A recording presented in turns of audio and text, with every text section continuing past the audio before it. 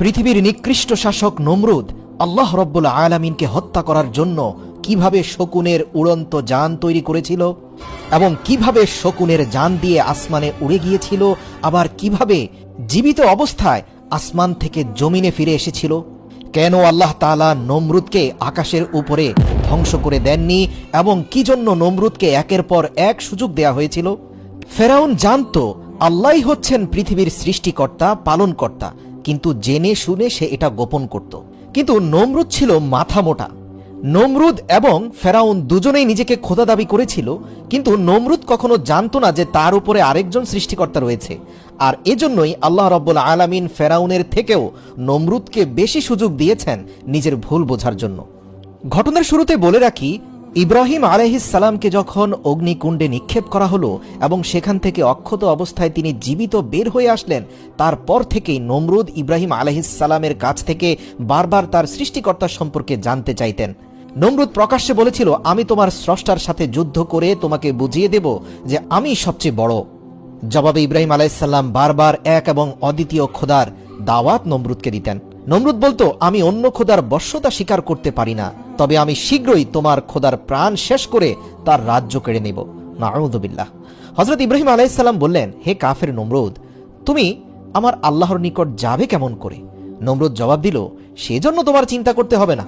এরপর পাপিষ্ট নমরুদ পাপাত্তা ইবলিশের পরামর্শ অনুযায়ী 4টি শকুন পাখি লালন পালন করে এগুলোকে হৃষ্টপুষ্ট করল এবং ইবলিসের সহযোগিতায় এই শকুন পাখিগুলো নমরুদের কথা মতো তার ইশারায় তার কাছে এসে উপস্থিত হতো।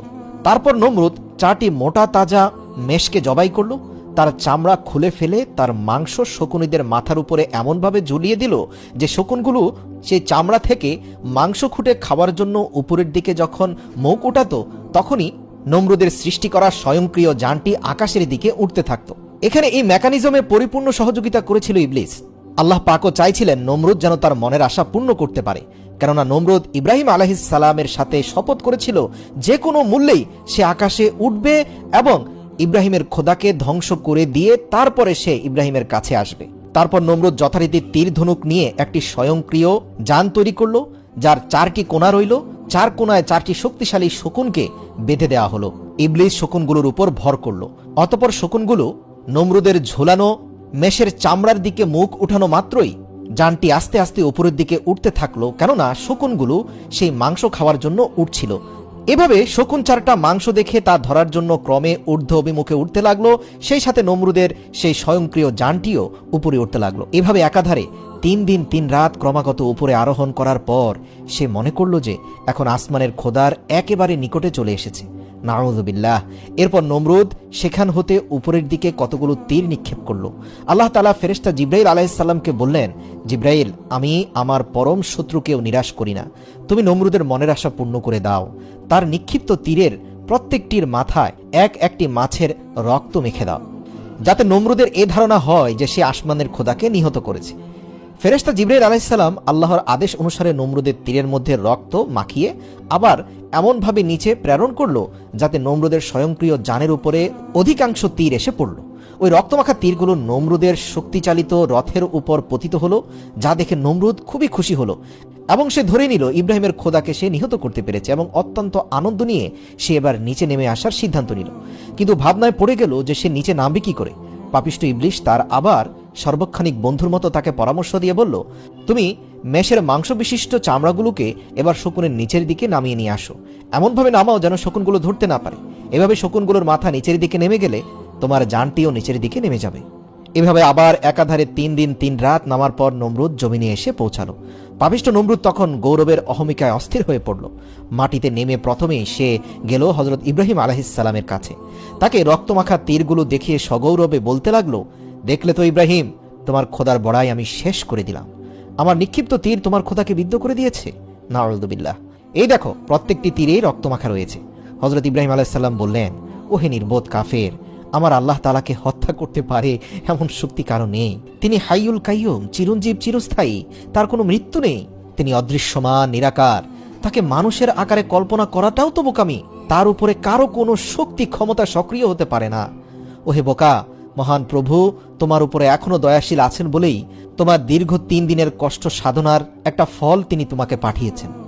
এখনো সময় আছে, তার উপর ঈমান আনো।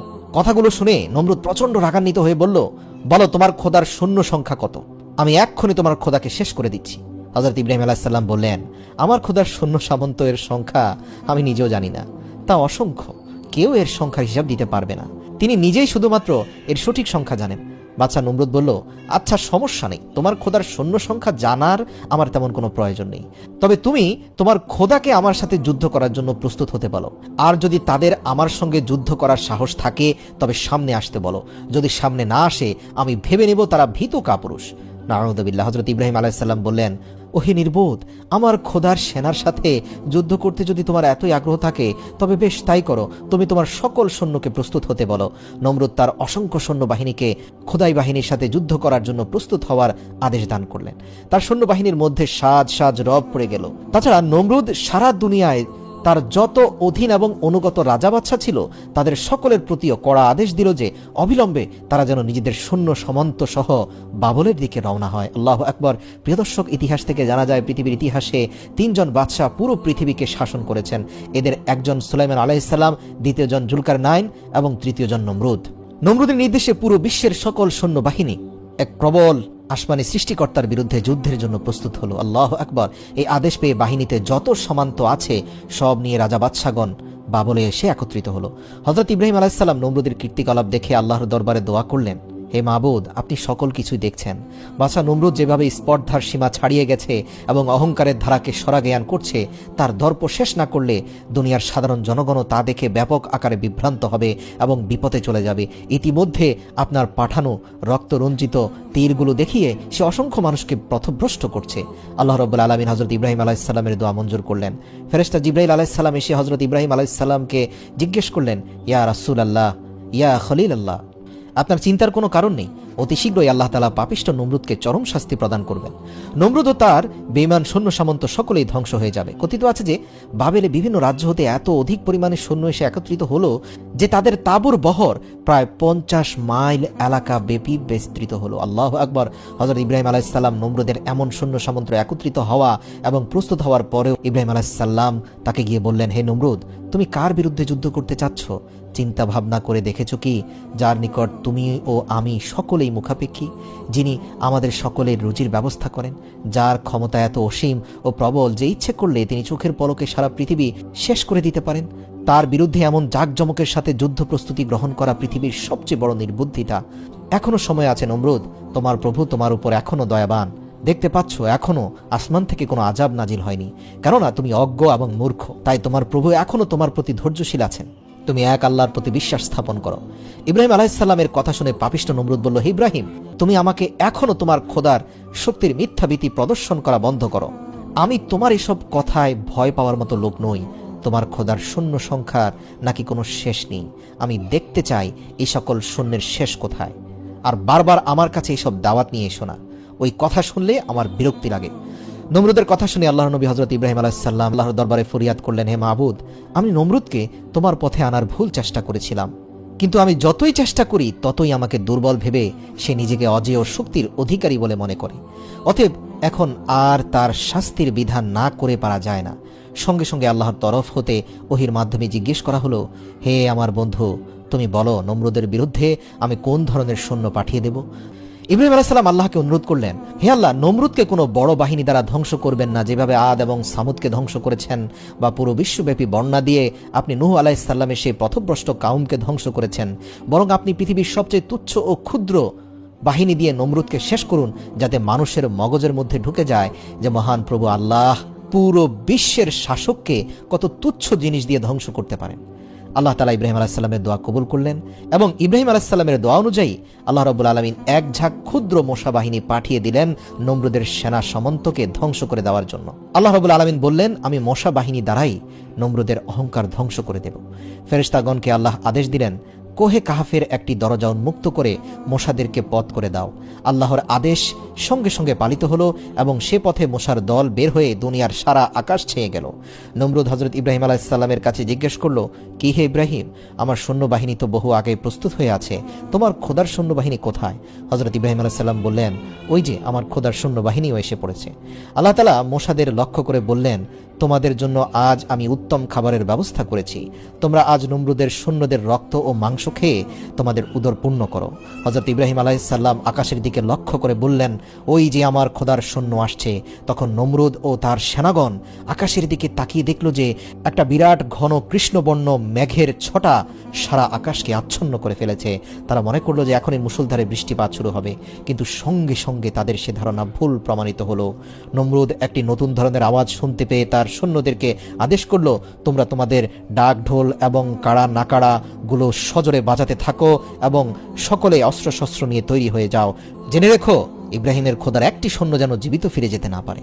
মশার দল ঊর্ধ্ব আকাশে থাকতেই এমন এক গুনগুন আওয়াজ শুরু করলো যে লক্ষ কোটি মশার দল সম্মিলিত গুনগুন আওয়াজের হৃদয় কাঁপানো এক আওয়াজের সৃষ্টি হয়ে গেল।